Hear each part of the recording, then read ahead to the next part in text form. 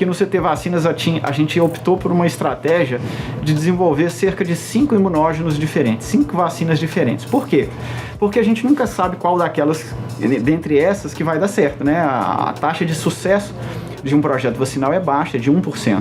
Então a gente optou por conduzir paralelamente 5 candidatos vacinais diferentes, e aquele que tivesse um número de dados mais importantes, né, que tivesse um sucesso maior nos estudos que a gente está fazendo até o momento, seria a vacina escolhida para dar seguimento. E foi exatamente o que aconteceu com a Spin, ou SpinTech. Ela é uma vacina raiz porque ela é uma vacina que usa uma tecnologia não tão disruptiva, não tão nova, né? Já existem vacinas no nosso PNI, que é o Plano Nacional de Imunizações, que usa essa estratégia.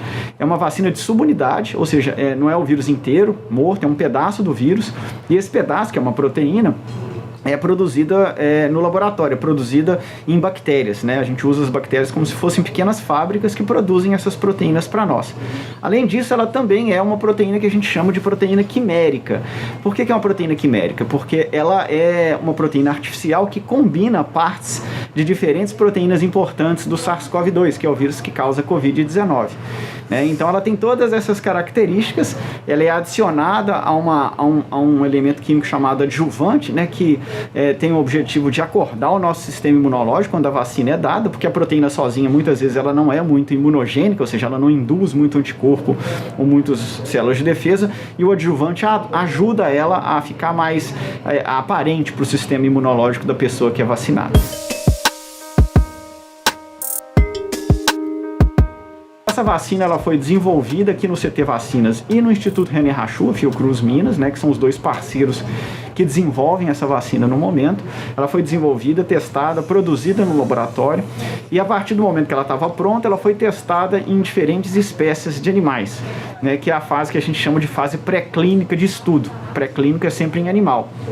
Então a gente testou em 2 espécies já, a gente testou em camundongos humanizados. O que são camundongos humanizados? Camundongo não pega SARS-CoV, não pega Covid, mas aí a gente tem acesso a um camundongo transgênico que nas células dele ele tem a famosa ACE2, que é o receptor celular do ser humano, né, onde o vírus se liga. Então sem essa alteração o camundongo não se infecta. E aí o que deu um resultado muito importante para a gente é que todos os animais imunizados ficaram completamente protegidos, não desenvolveram doença e não adoeceram e nem morreram, enquanto os animais do grupo controle que não receberam a vacina ou morreram ou ficaram muito doentes. Então esse foi o primeiro grupo de dados e o primeiro teste pré-clínico. A gente repetiu esse teste em hamster, né, que é uma outra espécie de roedor, e também os resultados foram semelhantes, né?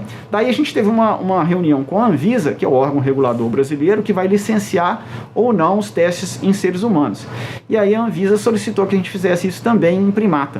E no caso dos macacos, nós não vamos inocular os macacos com SARS-CoV-2, nós vamos acompanhar para ver se eles vão gerar anticorpos e linfócitos, que são células de defesa, e ao final do protocolo, esses animais vão ser retornados por IBAMA, biochipados e liberados na natureza, né? Que é uma coisa boa, não vai haver sacrifício de animal nem sofrimento animal.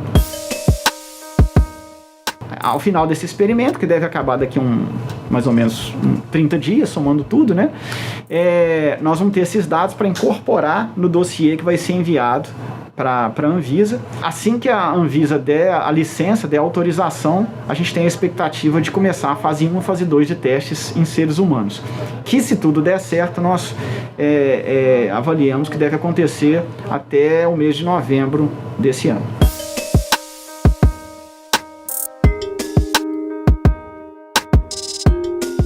No Brasil, a gente tem trabalhado, infelizmente, nas questões científicas, muito apagando incêndio. Então, por exemplo, antes do surgimento do SARS-CoV-2, a gente já vinha vendo uma queda muito substancial nas verbas, nos recursos devotados para a ciência no Brasil, né, com cortes constantes nas universidades, e a gente sabe que o grosso da pesquisa no Brasil é feita nas universidades. Então, quando começou a crise da Covid-19, no início do ano passado, né, a gente estava numa condição muito sucateada nos laboratórios brasileiros. Então, a maioria dos laboratórios teve que começar do zero uma pesquisa com pouco recurso, né, para começar a tentar fazer o desenvolvimento dessa vacina. Essa vacina, então, as vacinas brasileiras devem ficar prontas para chegar ao mercado, né, no final de 2022. Ah, não está muito tarde? Está tarde para essa onda, né? A gente espera que até o final de 2022 a população brasileira esteja majoritariamente vacinada. Mas e aí, daí a 2 anos? Nós vamos precisar revacinar todo mundo. Vai ser esse pinga-pinga de vacina de novo. Por isso a gente precisa ter independência na produção de vacina, até para ter autonomia na decisão e na produção dos nossos próprios insumos, para ser mais ágil, né? E estrategicamente isso é essencial para o Brasil, dominar a produção dessas vacinas para que a gente tenha essa autonomia de produzir e atender a população brasileira de maneira mais rápida, já que essa expertise de vacinar a gente já tem há muitas décadas.